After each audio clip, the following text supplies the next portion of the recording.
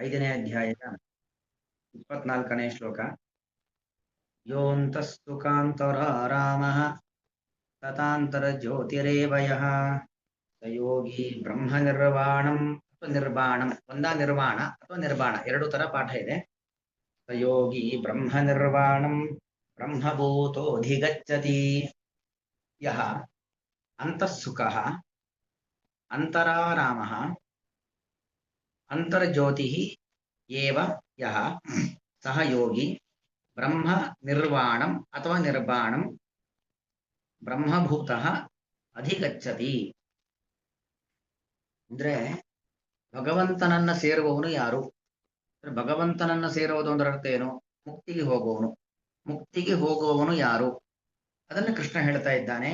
ಯಹ ಅಂತಃಸುಖಃ, ಯಾರು ಅಂತಃಸುಖನೋ, ಯಾರು ಅಂತರಾರಾಮನೋ, ಯಾರು ಅಂತರ್ಜ್ಯೋತಿಯೋ. ಅಂತಃಸುಖ, ಅಂತರಾರಾಮ, ಅಂತರ್ಜ್ಯೋತಿ, ಈ ಮೂರು ಗುಣಗಳು ಯಾರಲ್ಲಿ ಇದೆಯೋ ಅವನು ಯೋಗಿಯಾಗ್ತಾನೆ. ಅವನು ಬ್ರಹ್ಮನನ್ನ ಕುರಿತು ಹೋಗ್ತಾನೆ. ಅಂದ್ರೆ ಮುಕ್ತಿಯ ಕಡೆಗೆ ಹೋಗ್ತಾನೆ. ಅಂದ್ರೆ ಮುಕ್ತಿಯ ಕಡೆಗೆ ಹೋಗಬೇಕು ಅಂತ ಆದ್ರೆ ಅಂತಃಸುಖನಾಗಬೇಕು, ಅಂತರಾರಾಮನಾಗಬೇಕು, ಅಂತರ್ಜ್ಯೋತಿ ಆಗಬೇಕು. ಕೃಷ್ಣ ಹೇಳತಕ್ಕಂಥದ್ದು.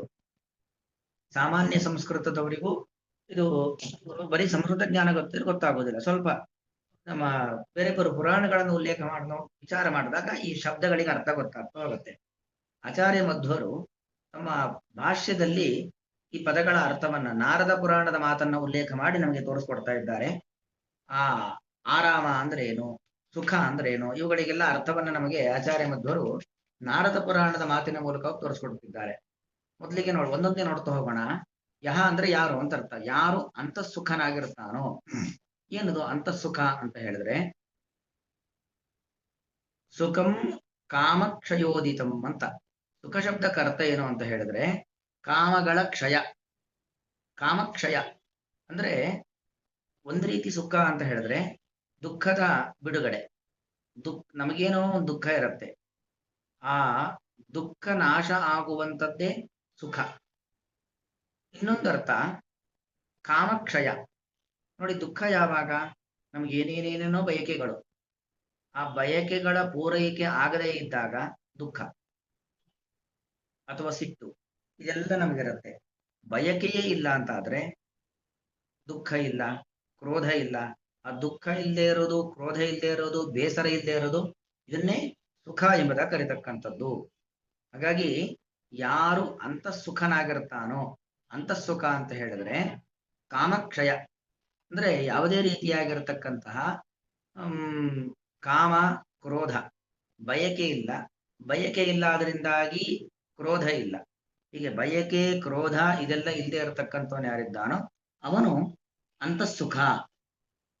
ಅಂದ್ರೆ ಆಕಾಂಕ್ಷೆಗಳು ಜಾಸ್ತಿ ಆದಷ್ಟು ನಮಗೇನಾಗತ್ತೆ, ಆಕಾಂಕ್ಷೆ ಪೂರ್ತಿ ಆಗದೆ ಇದ್ದಾಗ ಬೇಸರ ಆಗಬಹುದು, ಆಕಾಂಕ್ಷೆ ಪರಿಪೂರ್ಣವಾಗದೇ ಇದ್ದಾಗ ಕೋಪ ಬರಬಹುದು, ಅಥವಾ ನಾನು ಯಾವುದನ್ನ ಆಸೆ ಪಟ್ಟಿದ್ನೋ ಅದು ನಾನು ಅಂದುಕೊಂಡಂತೆ ಇಲ್ಲದೆ ಇದ್ದಾಗ ಆಗ ಮತ್ತೆ ಕೋಪ ಆಗ್ಬಹುದು, ಬೇಸರ ಬರಬಹುದು.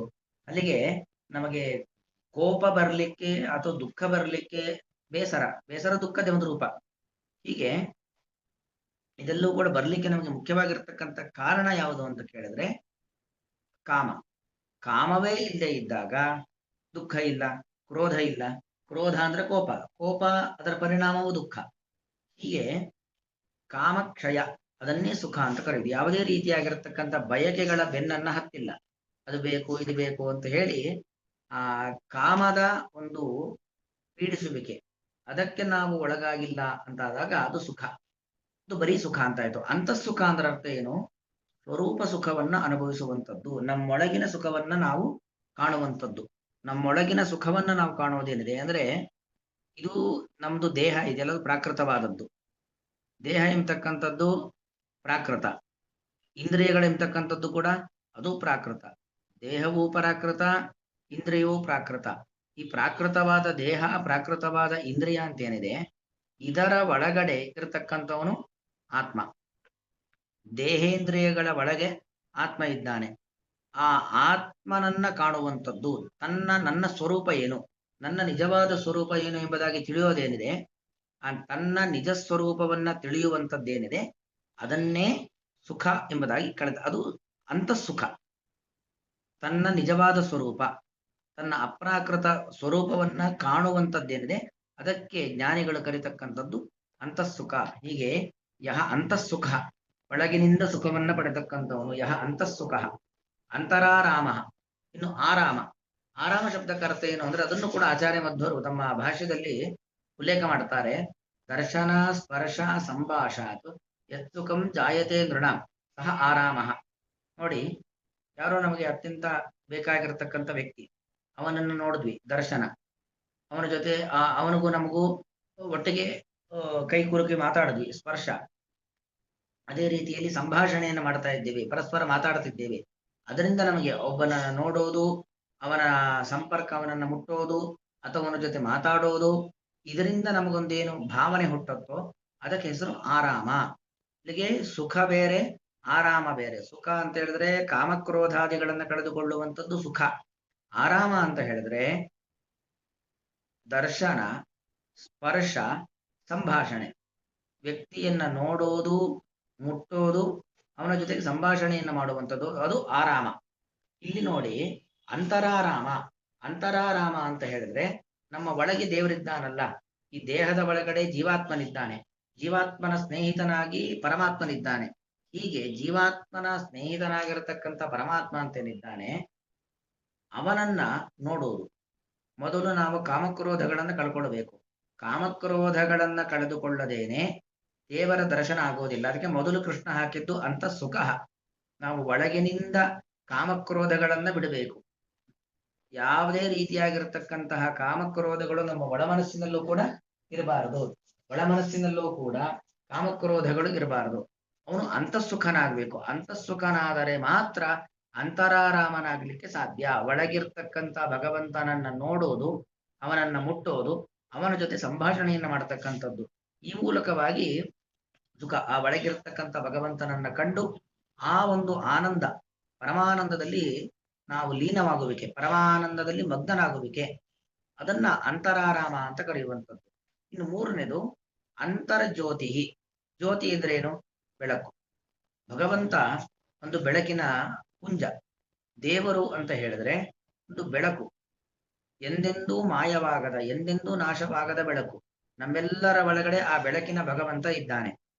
ಆದರೆ ಒಂದು ಸ್ವಾರಸ್ಯ ಏನು ಅಂತ ಹೇಳಿದ್ರೆ, ಬೆಳಕು ಎಲ್ಲರಿಗೂ ಬೆಳಕನ್ನು ಕೊಡಲ್ಲ.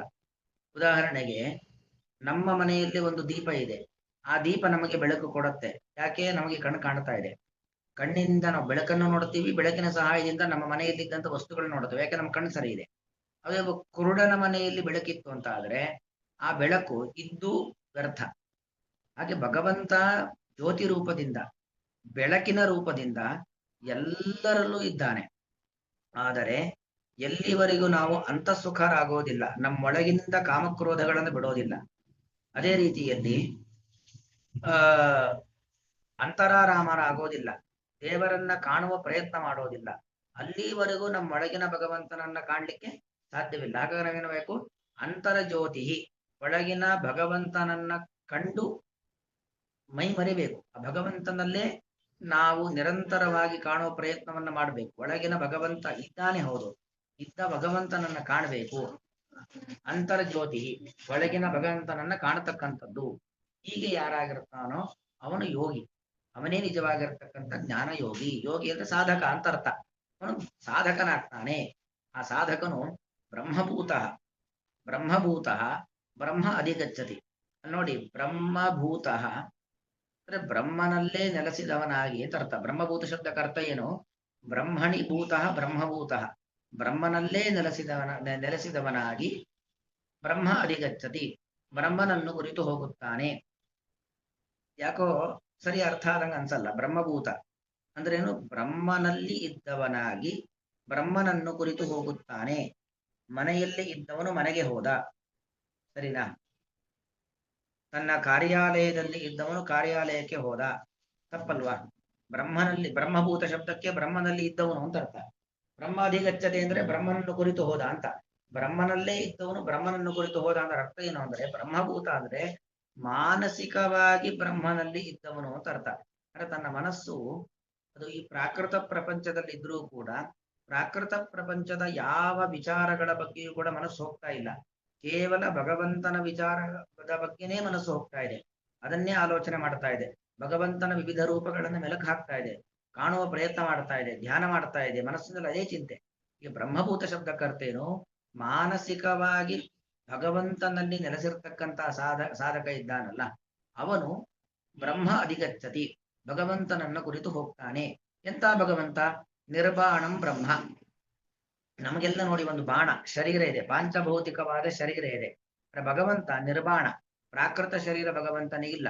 ಭಗವಂತನ ರಾಮ, ಕೃಷ್ಣ, ವೇದವ್ಯಾಸ, ಪರಶುರಾಮ, ಮತ್ಸ್ಯ, ಕೂರ್ಮ ಯಾವುದೇ ಶರೀರವನ್ನ ತೆಗೆದುಕೊಂಡರೂ ಕೂಡ ಆ ಎಲ್ಲಾ ಶರೀರಗಳು ಕೂಡ ಅಪ್ರಾಕೃತವಾದದ್ದು. ಹಾಗಾಗಿ ನಿರ್ಬಾಣಂ ಬ್ರಹ್ಮ, ಪಾಂಚಭೌತಿಕವಾದ ಶರೀರ ಇಲ್ಲದವನು. ಬಾಣ ಅಂದ್ರೆ ಪಾಂಚಭೌತಿಕವಾದ ಶರೀರ, ಅಥವಾ ವಾಣ ಅಂದ್ರೂ ಪಾಂಚಭೌತಿಕವಾದ ಶರೀರ. ನಿರ್ಬಾಣ, ನಿರ್ವಾಣ, ಪಾಂಚಭೌತಿಕವಾದ ಶರೀರ ಇಲ್ಲದೆ ಇರತಕ್ಕಂತಹ ಅಪ್ರಾಕೃತನಾಗಿರತಕ್ಕಂಥ ಬ್ರಹ್ಮ ಭಗವಂತನನ್ನು ಕುರಿತು ಅಧಿಗಚ್ಚತಿ. ಅಧಿಗಚ್ಚತಿ ಅಂದ್ರೆ ಎರಡರ್ಥ. ಒಂದು ಗಮಲ್ರ ಗತೋ ಧಾತು. ಗಮಲ್ರ ಗತೋ ಧಾತುವಿಗೆ ಗತಿ ಅಂದ್ರೆ ಹೋಗುವುದು ಅಂತ ಒಂದರ್ಥ, ಇನ್ನೊಂದು ತಿಳಿಯೋದು ಅಂತ ಅರ್ಥ. ಅಂದ್ರೆ ಭಗವಂತನನ್ನ ಮೊದಲು ತಿಳಿತಾನೆ. ಯಾಕಂದ್ರೆ ದೇವರನ್ನ ತಿಳಿಯದೇನೆ ದೇವರ ಕಡೆಗೆ ಹೋಗ್ಲಿಕ್ಕೆ ಬರೋದಿಲ್ಲ. ಜ್ಞಾನೇನ ಏವ ಪರಂಪದಂ, ಜ್ಞಾನ ಬಂದರೆ ಮಾತ್ರ ಭಗವಂತನ ತತ್ವಜ್ಞಾನ ಅಂದ್ರೆ ಅಪರೋಕ್ಷ ಜ್ಞಾನ. ಅಪರೋಕ್ಷ ಜ್ಞಾನ ಬಂದರೆ ಮಾತ್ರ ಮುಕ್ತಿ, ಅಪರೋಕ್ಷ ಜ್ಞಾನ ಬರದೆ ಮುಕ್ತಿ ಇಲ್ಲ. ಅಲ್ಲಿಗೆ ಮೊದಲೇನಾಗ್ತಾನೆ? ಬ್ರಹ್ಮನನ್ನ ತಿಳಿತಾನೆ. ತಿಳಿದ ನಂತರಲ್ಲಿ ಬ್ರಹ್ಮ ಅಧಿಗಚ್ಚತಿ, ಬ್ರಹ್ಮನನ್ನು ಕುರಿತು ಬ್ರಹ್ಮನ ಕಡೆಗೆ ಹೋಗುತ್ತಾನೆ. ಅಲ್ಲಿಗೆ ದೇವರ ಕಡೆಗೆ ಹೋಗ್ಬೇಕು. ದೇವರ ಕಡೆಗೆ ಹೋಗೋದೇ ಮೋಕ್ಷ. ಮೋಕ್ಷಕ್ಕೆ ಹೋಗ್ಬೇಕು ಅಂತ ಆದ್ರೆ ಅಂತ ಸುಖರಾಗಬೇಕು, ಅಂತರಾರಾಮರಾಗಬೇಕು, ಅಂತರ್ಜ್ಯೋತಿರಾಗಬೇಕು. ಅಂದ್ರೆ ನಮ್ಮೊಳಗಿಂದ ಕಾಮಕ್ರೋಧಗಳೆಲ್ಲವನ್ನು ಕೂಡ ಪ್ರಾಮಾಣಿಕವಾಗಿ ಬಿಟ್ಟಿರಬೇಕು. ಕಾಮಕ್ರೋಧಗಳ ಆಟಕ್ಕೆ ನಾವು ಬಲಿಯಾಗಬಾರದು, ಕಾಮಕ್ರೋಧಗಳ ಹಿಡಿತಕ್ಕೆ ನಾವು ಸಿಕ್ಕಾಕೊಳ್ಬಾರದು. ಅವರು ಆತ್ಮಸುಖರು. ಅಂತರಾರಾಮರು ಅಂದ್ರೆ ಯಾವಾಗ ಕಾಮಕ್ರೋಧಗಳ ಹಿಡಿಕೆಗೆ ನಾವು ಒಳಗಾಗಿಲ್ವೋ ಆಗ ಒಳಗಿನ ಭಗವಂತನನ್ನ ಕಾಣ್ತೇವೆ. ಕಂಡು ಆ ಬೆಳಕಿನಲ್ಲಿ ಮೈ ಮರೆತೇವೆ, ಅಂತರ್ಜ್ಯೋತಿರಾಗ್ತೇವೆ, ಅವನು ಯೋಗಿಯಾಗ್ತೇವೆ. ಆಗ ನಾವು ಯೋಗಿಯಾಗಿ ಬ್ರಹ್ಮಭೂತರು ಅಂದ್ರೆ ಮಾನಸಿಕವಾಗಿ ಬ್ರಹ್ಮನಲ್ಲೇ ನೆಲೆಗೊಂಡರವಾಗಿ ಪ್ರಾಕೃತ ಪ್ರಪಂಚದಲ್ಲಿದ್ದರೂ ಕೂಡ ನಮ್ಮ ಮನಸ್ಸು ಪೂರ್ತಿ ಅಪ್ರಾಕೃತನಾದ ಭಗವಂತನಲ್ಲೇ ಇರತ್ತೆ. ಆ ರೀತಿಯಲ್ಲಿ ಇದ್ದವರಾಗಿ ನಿರ್ವಾಣಂ ಬ್ರಹ್ಮ, ಪ್ರಾಕೃತ ಶರೀರ ಇಲ್ಲದೆ ಇರತಕ್ಕಂತಹ ಅಪ್ರಾಕೃತನಾದಂಥ ಭಗವಂತನನ್ನ ಅಧಿಗಚ್ಚತಿ, ತಿಳಿಯುತ್ತಾನೆ. ತಿಳಿದ ನಂತರ ಬ್ರಹ್ಮನ ಕಡೆಗೆ ಹೋಗುತ್ತಾನೆ. ಅನ್ವಯ ಅರ್ಥ ಹೇಳ್ತೀನಿ ನೋಡ್ಕೊಳ್ಳಿ. ಯಾವ ಸಾಧಕನು ಅಂತಃಸುಖ, ಕಾಮಕ್ರೋಧಾದಿಗಳ ಒಂದು ತೊಂದರೆಯಿಂದ, ಕಾಟದಿಂದ ಅಥವಾ ಕಾಟಕ್ಕೆ ಒಳಗಾಗದವನಾಗಿ ಸ್ವರೂಪ ಸುಖವನ್ನು ಅನುಭವಿಸುವವನಾಗಿ, ಅಂತರಾರಾಮ, ನಮ್ಮೊಳಗಿನ ಭಗವಂತನನ್ನ ಕಂಡು ಆ ಮೂಲಕ ಪರಮಾನಂದದಲ್ಲಿ ಮಗ್ನನಾದವನಾಗಿ, ತಥಾ ಹಾಗೆಯೇ ಯಾವ ಸಾಧಕನು ಅಂತರ್ಜ್ಯೋತಿ ಏವ, ಅಂತರ್ಜ್ಯೋತಿ ಏವ ಅಂದ್ರೆ ಹೊಳಗಿನ ಪ್ರಪಂಚ ಯಾವುದು ಕಾಣ್ತಾ ಇಲ್ಲ, ಒಳಗಿನ ಬೆಳಕು ಮಾತ್ರ ಕಾಣ್ತಾ ಇದೆ ಅಂತ ಅರ್ಥ. ಅಂತರ್ಜ್ಯೋತಿ ರೇವ, ಸ್ವರೂಪದ ಕಣ್ಣಿನಿಂದ ಅಂದ್ರೆ ಈಗ ನಮ್ಮ ಕಣ್ಣಿನದು ಪ್ರಾಕೃತ ಕಣ್ಣು, ಇದು ಪಾಂಚಭೌತಿಕವಾದ ಕಣ್ಣು ಅದಲ್ಲ. ನಮ್ಮ ಒಳಗಿನ ಪಾಂಚಭೌತಿಕವಾದ ಕಣ್ಣು ಮುಚ್ಚಿದಾಗ ನಮ್ಮ ಇಂದ್ರಿಯಗಳೆಲ್ಲವೂ ಕೂಡ ಮುಚ್ಚಿಕೊಳ್ಬೇಕು, ಅವುಗಳ ಕೆಲಸವನ್ನು ಬಿಡಬೇಕು, ಮನಸ್ಸು ತನ್ನ ಕೆಲಸವನ್ನು ಮಾಡೋದು ಬಿಡಬೇಕು. ಆಗ ಒಳಗಿನ ಕಣ್ಣು, ಆತ್ಮನ ಕಣ್ಣು ತೆಗೆಯುತ್ತೆ. ಆ ಒಳಗಿನ ಕಣ್ಣಿನ ಮೂಲಕವಾಗಿ ಅದಕ್ಕೆ ಸ್ವರೂಪದ ಕಣ್ಣು ಅಂತ ಕರೆಯೋದು.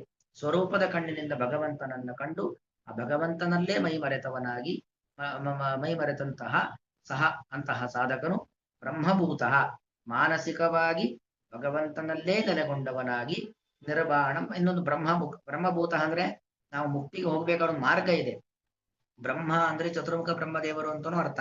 ಅವರ ಮೂಲಕವಾಗಿ ಚತುರ್ಮುಖ ಬ್ರಹ್ಮದೇವರನ್ನ ಸೇರಿ ಅವರಿಂದ ಉಪದೇಶವನ್ನ ಪಡೆದು ನಿರ್ವಾಣಂ ಬ್ರಹ್ಮ, ಪಾಂಚಭೌತಿಕವಾದ ಶರೀರ ಇಲ್ಲದೆ ಇರತಕ್ಕಂತಹ ಬ್ರಹ್ಮ, ಗುಣಪರಿಪೂರ್ಣನಾಗಿರ್ತಕ್ಕಂಥ ಪರಮಾತ್ಮನನ್ನು ಅಧಿಗಚ್ಚತಿ, ಮೊದಲು ತಿಳಿತಾನೆ. ದೇವರು ಎಲ್ಲರಿಗಿಂತಲೂ ಕೂಡ ಅಧಿಕನಾದವನು, ಸರ್ವೋತ್ತಮನಾದವನು ಎಂಬುದಾಗಿ ಗಚ್ಚತಿ, ತಿಳಿಯುತ್ತಾನೆ. ತದನಂತರದಲ್ಲಿ ಆ ಜ್ಞಾನಾನಂದವೇನಾಗಿರ್ತಕ್ಕಂಥ ಭಗವಂತನನ್ನು ಕುರಿತು ಅಧಿಗಚ್ಚತಿ, ಹೋಗುತ್ತಾನೆ, ಭಗವಂತನನ್ನು ಕುರಿತು ಹೋಗ್ತಾನೆ.